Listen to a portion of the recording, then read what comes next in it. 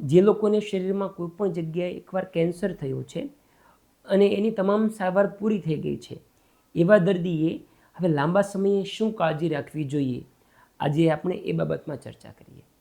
પહેલી વસ્તુ, લગભગ કેસમાં જે કેન્સર હોય એ ફરીવાર થવાના જોખમ નેક્સ્ટ 5 વર્ષ સુધી મેક્સિમમ હોય. એટલે ભલે તમને કોઈ પણ તકલીફ હોય કે ન હોય, ડૉક્ટરને બતાવીને રેગ્યુલર ચેકઅપ કરવું જરૂરી છે. જો ફરીવાર કેન્સર હોય તો પણ આપને સમયસર ખબર પડી જાય અને એની ટાઈમે સારવાર શરૂ થઈ જાય. બીજી વસ્તુ મહત્ત્વની છે કે જ્યારે ફરીવાર કેન્સર થાય ત્યારે પણ ઘણી બધી વાર શરૂઆતના સ્ટેજમાં લક્ષણો નથી આવતા, પરંતુ રિપોર્ટ્સ દ્વારા જાણી શકાય છે.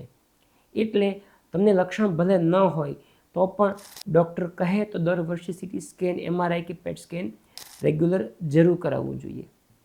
ત્રીજી મહત્ત્વની વાત, એક બીજી મહત્ત્વની વાત છે કે એક વખત કોઈ દર્દીને મોટા આંતરડામાં ધારો કે કેન્સર થયું હોય, એની સારવાર સંપૂર્ણ પૂરી કરી હોય, એ પછી ભવિષ્યમાં કેન્સર જ્યારે ફરીવાર થાય ત્યારે મોટા આંતરડામાં જ થાય એવું જરૂરી નથી. મોટા ભાગના કેસમાં મોટા આંતરડાનું કેન્સર ફરીવાર જ્યારે થાય ત્યારે લીવરમાં ફરીવાર થાય અથવા ફેફસામાં ફરીવાર થાય. એટલે દર્દીને શું લાગે, મને આંતરડાના કેન્સરના કોઈ લક્ષણો હવે નથી, પરંતુ હવે મોટાભાગે એ લક્ષણો આવશે પણ નહીં. હવે લક્ષણો લીવર કે ફેફસાના લગતા આવશે અને એ પણ બહુ મોડેથી આવશે. એટલે લક્ષણ હોય કે ન હોય, રિપોર્ટ્સ કરવા જરૂરી. અને છેલ્લી બહુ મહત્ત્વની વાત, જો તમને કેન્સર હોય તો તમે તમારા ફેમિલી મેમ્બરનું સ્ક્રીનિંગ જરૂર કરાવજો. તમે ડૉક્ટરને મળીને એ બાબતમાં આપણે રિપોર્ટ્સ કરાવી શકતા હોઈએ કે આ કેન્સર તે બીજા ફેમિલી મેમ્બરમાં જવાના ચાન્સ કેટલા.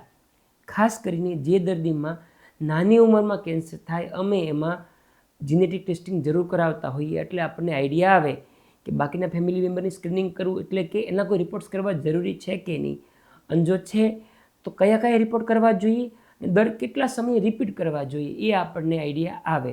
મોટું ફેમિલી મેમ્બરને કેન્સર થવાનું જોખમ કેટલું એ પણ આપણે જાણી શકતા હોઈએ.